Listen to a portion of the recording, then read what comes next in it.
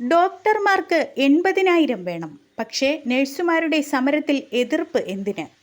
ആരോഗ്യമേഖലയിലെ ഇരട്ട നിലപാടോ?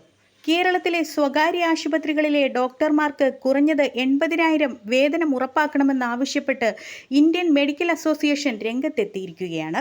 വിലക്കയറ്റവും ജോലിഭാരവും ചൂണ്ടിക്കാട്ടിയാണ് ഈ ആവശ്യം.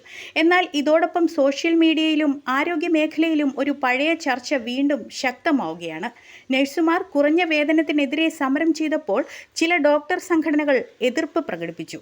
കഴിഞ്ഞ വർഷങ്ങളിൽ കേരളത്തിൽ സ്വകാര്യ ആശുപത്രി നഴ്സുമാർ മികച്ച ശമ്പളവും ജോലി സുരക്ഷയും ആവശ്യപ്പെട്ട് വലിയ സമരങ്ങൾ നടത്തിയിരുന്നു.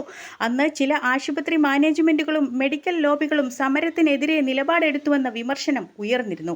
ഇപ്പോൾ ഡോക്ടർമാർക്കായി ഉയർന്ന വേതനം ആവശ്യപ്പെടുമ്പോൾ ആരോഗ്യമേഖലയിലെ എല്ലാ തൊഴിലാളികൾക്കും ഒരുപോലെ നീതി വേണമല്ലോ എന്ന ചോദ്യമാണ് ഉയരുന്നത്. നഴ്സിംഗ് സംഘടനകൾ പറയുന്നത് ഇങ്ങനെ: ഡോക്ടർമാർക്കും നല്ല വേതനം വേണം, പക്ഷേ നഴ്സുമാരുടെ അവകാശ സമരത്തെയും അതേ ശക്തിയിൽ പിന്തുണയ്ക്കണം. മറ്റൊരു വശത്ത് ഡോക്ടർമാർ ചൂണ്ടിക്കാണിക്കുന്നത് വർഷങ്ങളായ പഠനവും അമിത ജോലി സമ്മർദ്ദവും ആരോഗ്യമേഖലയിലെ ഉത്തരവാദിത്വമാണ്. ഇപ്പോൾ ആരോഗ്യമേഖലയിലെ പ്രധാന ചർച്ച ഇതാണ്: നല്ല ശമ്പളം ഡോക്ടർമാർക്ക് മാത്രം മതിയോ? നഴ്സുമാർക്കും മറ്റ് ആരോഗ്യ പ്രവർത്തകർക്കും തുല്യ പരിഗണന വേണമല്ലോ?